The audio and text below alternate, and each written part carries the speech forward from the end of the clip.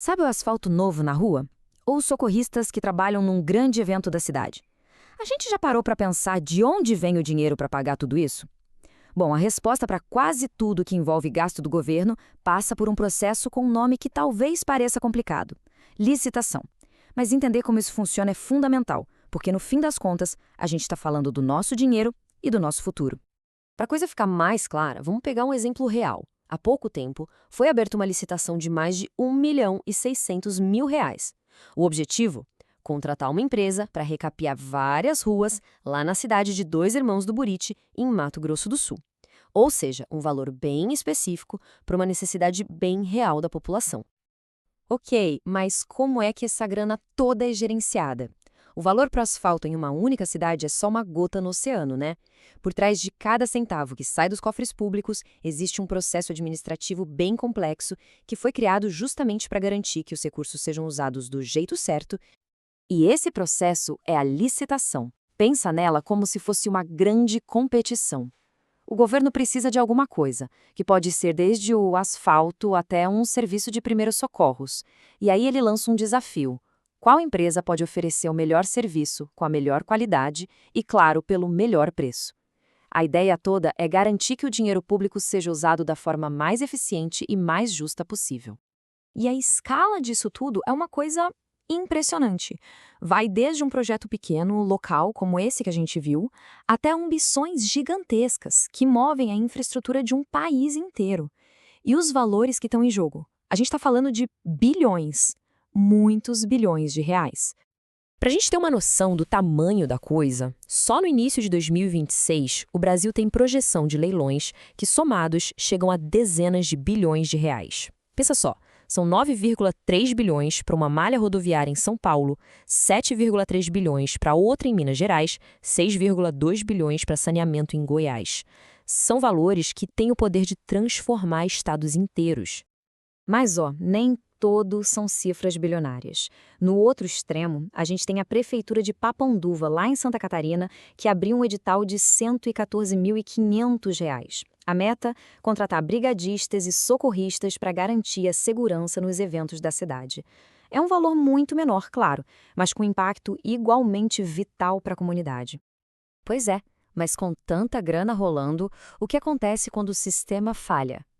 As consequências podem ser desastrosas, abrindo espaço para má gestão e, em alguns casos, até para fraude. O exemplo que choca veio de Minas Gerais. O Tribunal de Contas do Estado precisou suspender licitações de consórcios públicos que, somadas, passavam de 2 bilhões de reais. O próprio relatório do tribunal usou palavras bem fortes, dizendo que o valor exorbitante dos processos licitatórios gera espanto. Mas é quando a gente olha os detalhes que a coisa fica bizarra. No meio das irregularidades, os auditores encontraram itens como videogames, PlayStation e Xbox comprados como se fossem prêmios. Mais de 204 milhões de reais para livros, quase 19 milhões em brindes, e tudo isso dentro de contratos milionários que muitas vezes nem detalhavam direito que serviços seriam prestados. É um verdadeiro retrato do desperdício. Tá, mas na prática, no dia a dia, como é que um erro desses acontece? Para a gente entender os mecanismos por trás disso, vamos mergulhar num caso bem específico que aconteceu na cidade de Sombrio, em Santa Catarina. E aqui, gente, está o pulo do gato do problema. O Tribunal de Contas de Santa Catarina suspendeu um contrato de pavimentação. A estimativa de custo inicial era de quase 3 milhões de reais. O valor final que foi contratado? Quase 8 milhões e meio, uma diferença de mais de 5 milhões e meio de reais, sem uma justificativa clara. E as falhas no processo? Nossa, eram uma atrás da outra. Para começar, o edital foi publicado depois que o prazo para as empresas mandarem as propostas já tinha acabado. O resultado disso? Óbvio, só uma empresa participou.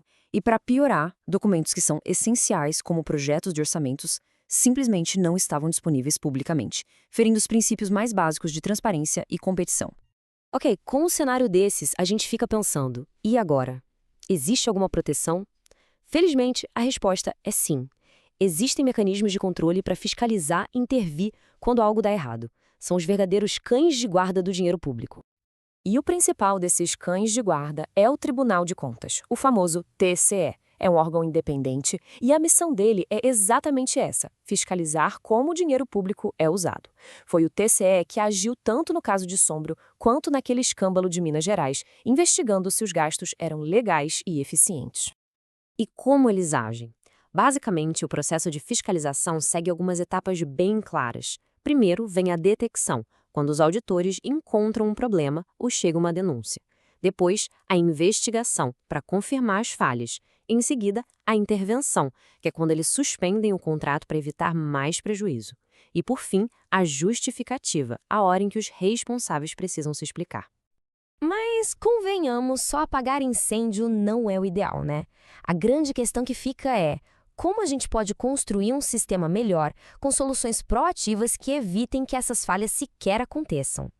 Uma solução que parece muito promissora vem da colaboração. Gestores públicos, como o Felipe Bernardo, que é prefeito de Peruíbe, estão defendendo a criação de consórcios de municípios para fazer compras em conjunto.